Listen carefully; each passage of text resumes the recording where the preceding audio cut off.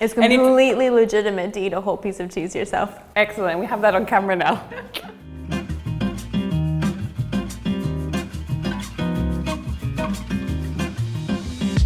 Lise, thanks for coming to Berlin today to cook with us. We're going to make a recipe inspired by our trip to Provence. Can you let me know what that's going to be? Sure.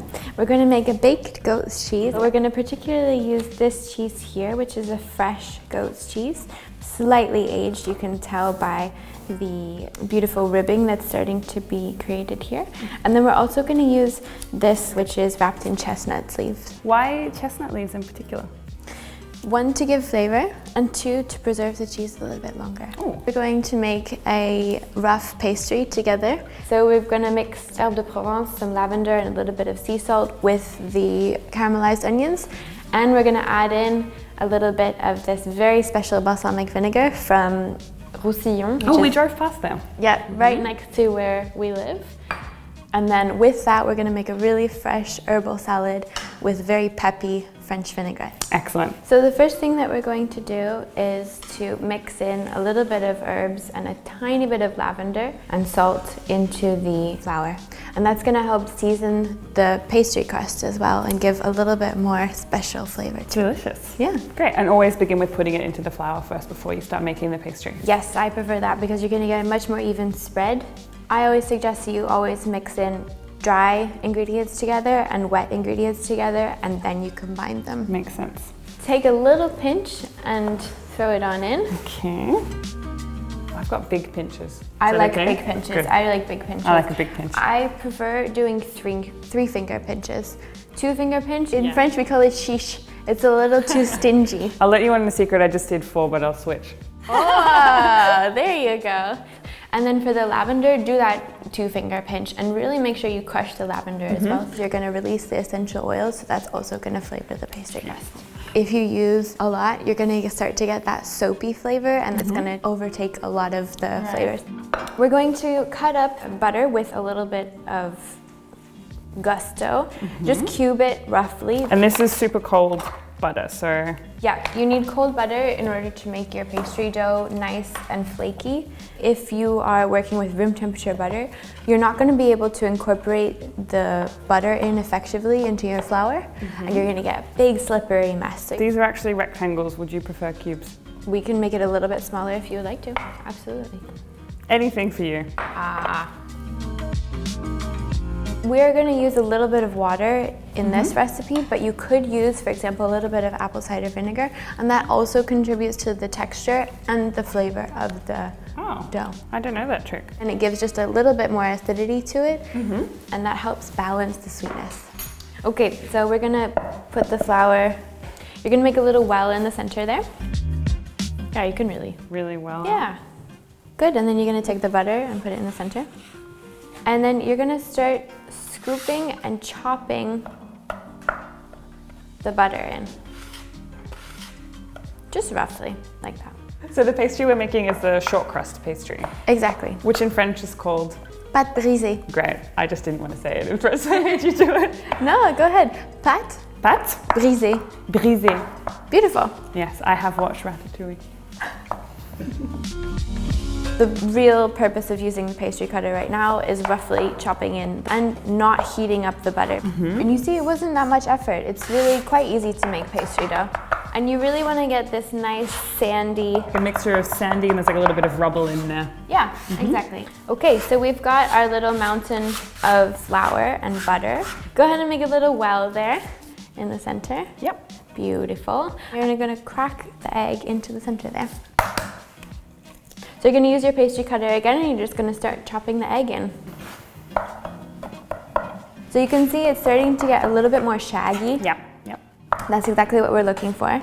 Now we're going to need to start to incorporate a little bit of water, because I can see you need more wetness. Just going a little bit at a time. Yeah, if you pour in all of it all at the same time, it's not going to work out. When can you know that it's like well enough hydrated? You can see it's starting to come together. It has really nice, light, fluffy texture to it. So what we're going to do, a process that in French we call fraiser. You're going to use the palm of your hand here, the base of your hand, and you're going to start working in the butter. So then you can always bring your dough back to you and then work it again. And by doing this, you're incorporating in all of the butter, all of the loose pieces of egg, and all of the extra flour. Yeah. Go ahead. I will try. And how long would you usually do this for? Not very long. The more you work flour, the more gluten you're going to develop, and therefore the harder the result is going to be. Right. So you can see you have this really gorgeous texture, really nice and light and fluffy. We're just gonna form it into a rough ball like this, and then we're gonna pop it back in the bowl, and we're gonna put it in the fridge. And then that's also gonna develop the tenderness of your crust. Excellent, then I'll take it to the fridge. So now we're gonna caramelize the onions that will go into the baked goat cheese tart. And we're gonna cut up the onions really thinly.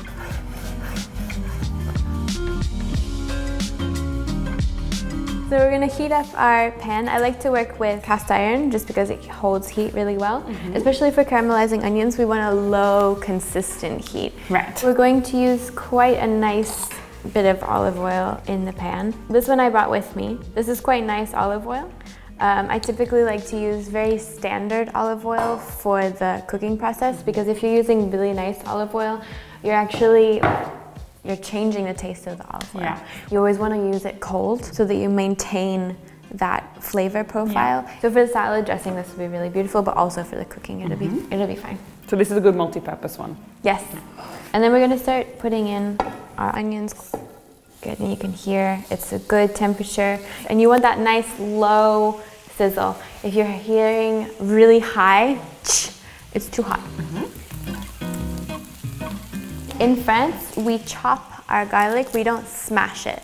How does the chopping affect the end result? The flavors are going to marry more together rather than being a strongly pronounced garlic flavor. And in the south of France, garlic is very important, and olive oil is really important as well. I remember when I asked you and Eric what kind of made Provençal cooking, the first thing he said was Olive oil.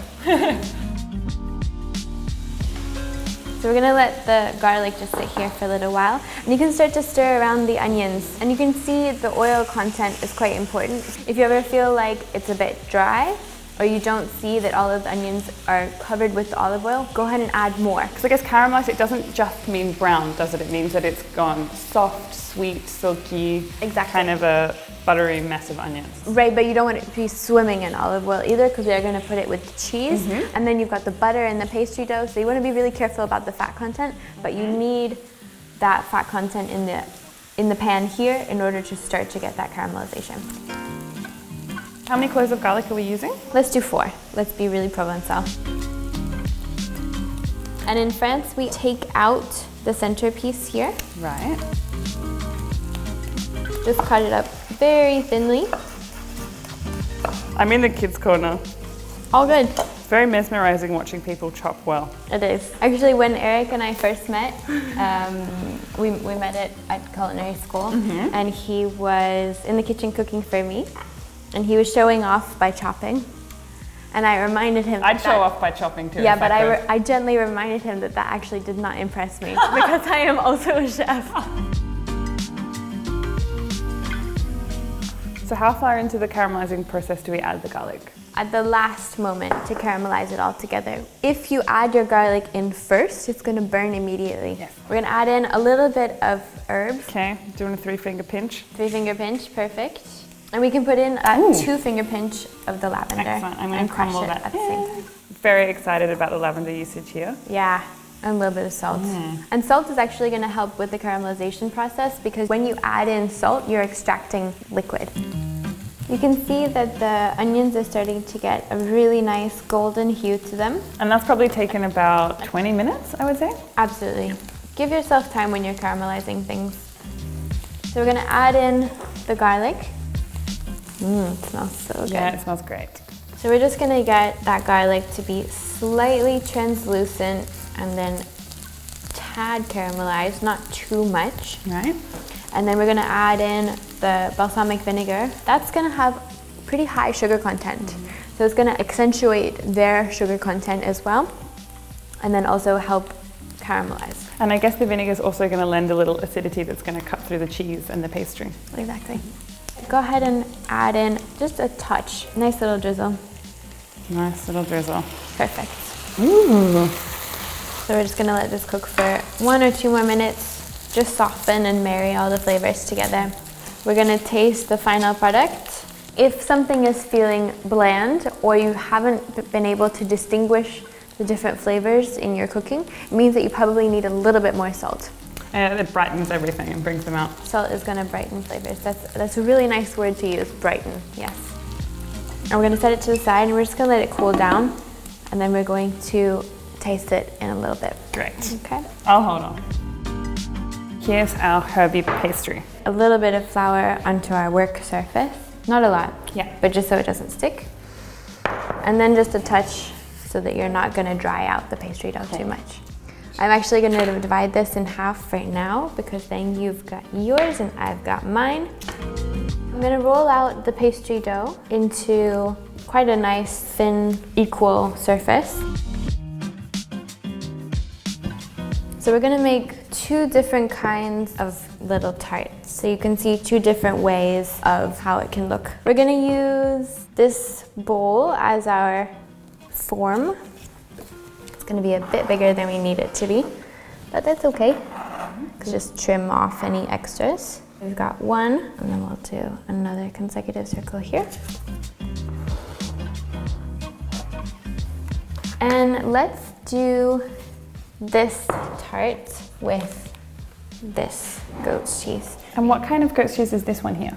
So this is a slightly aged goat's cheese. It's going to have been aged for about 2 weeks in order to look like this. I remember seeing ones like this stored at Marianne's production site. Exactly. So when it's really fresh, it's really creamy and quite loose. You can see as it starts to get this nice ribbing on it, then it's going to have been aged for about 2-3 weeks or so. Aging intensifies the flavor as well. Intensifies the flavor and also intensifies the creaminess.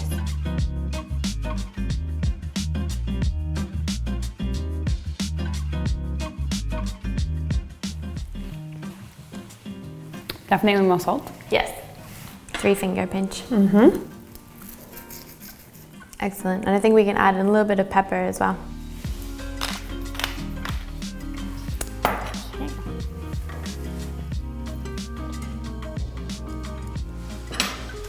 Now it's shining. I just dropped onion everywhere.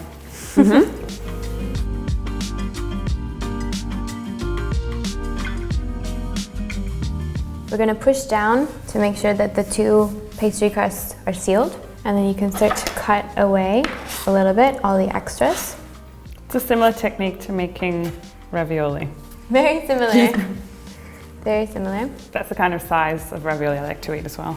You can fold the edges. And you're just using your forefinger to fold. Consecutive ribs to make it look pretty. There we go. Because you've got amazing cheese in here, which has a lot of humidity, and the onions also have humidity, you really want to make sure that you give the tart the opportunity to breathe. You're going to make a tiny little chimney. It's like a little cigar, and that will allow the steam to escape. Exactly. So cute.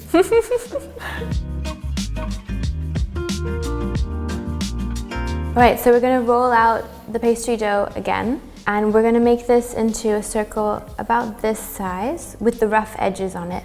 We're gonna make a galette form.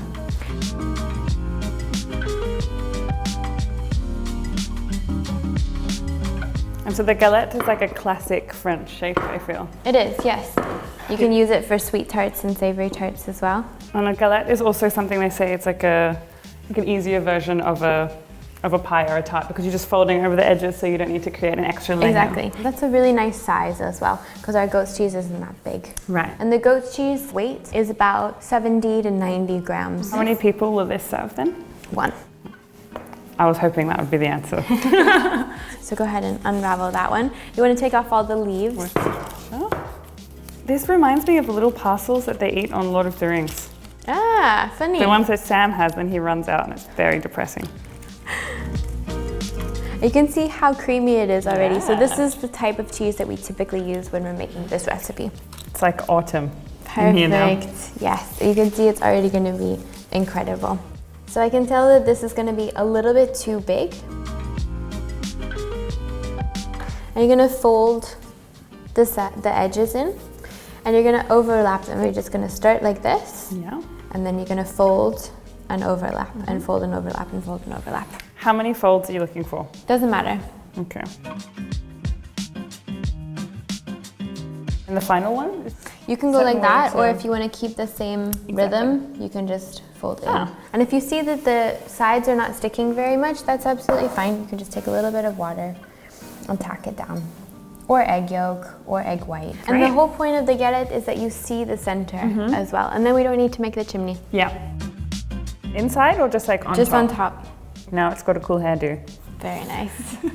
And then we're gonna transfer that. They look so beautiful. They're very cute. I'm just gonna add a little egg wash onto the pastry dough so that it has a really nice shine to it. Okay, so now these are gonna go into the oven for about, 20 to 30 minutes. I'm gonna watch that chimney get to work. Yes. Maybe Santa will pay us a visit. Oh, that'd be nice. Sorry.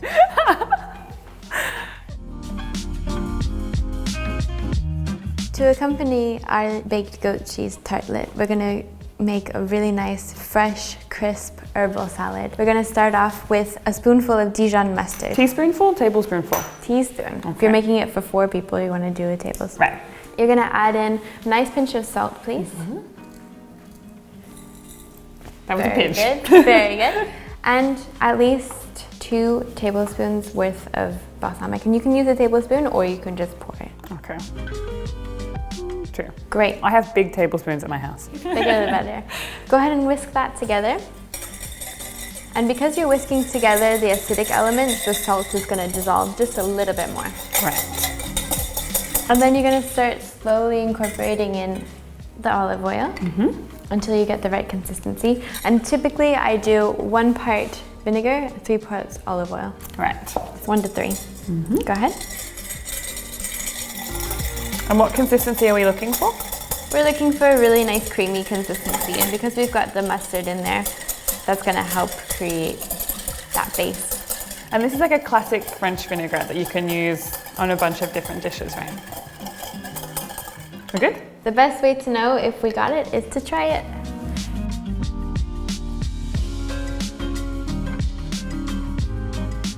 You're looking for a good balance between acidity and olive oil and salt. I feel like we could use a little bit more salt. And maybe a dash more vinegar? Yeah, and even maybe a little bit more mustard.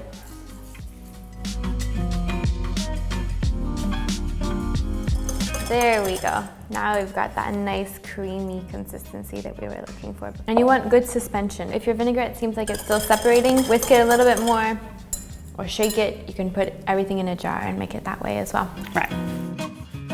We're gonna add in some herbs. This is chervil.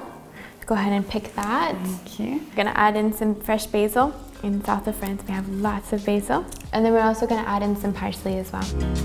And then a big handful of the wild salad leaves. And you can see there's little bits of fennel as well, which is really nice. This is what we call tagette in French. I'm not sure what it's called in English. Do you know? No, I don't. All I know is that you can eat them. Yes, it's got a really nice lemony flavor. And then violets, a little bit of violets. And we're just gonna toss that together with our hands because that's the best way to coat all of the leaves. Because then you're not bruising them with any sharp edges. Exactly. So we've got our salad. Oh, there's some Cheese action? There's some cheese action. There's some oozing. Alright. Black aprons are tough, man. But hey, it makes it look like I actually did something. So. Okay, so we're ready to serve. Got one version. And then the other one, you just take out the little chimney. How cute. It's so cute. And some salad greens with all the lovely herbs. Delicious. You want to try? Absolutely. I'll let you do the honors. Okay. Yeah, this is the one where the cheese tried to escape. Yes. And That's the best. I'm gonna go for the cheese alone first and then come back for the salad. It's so creamy. Super crispy pastry and really sweet onions. Thank you. Thank you very much for cooking it. Yeah. I think Marianne would be proud. I think she would be very proud. Then I'm happy.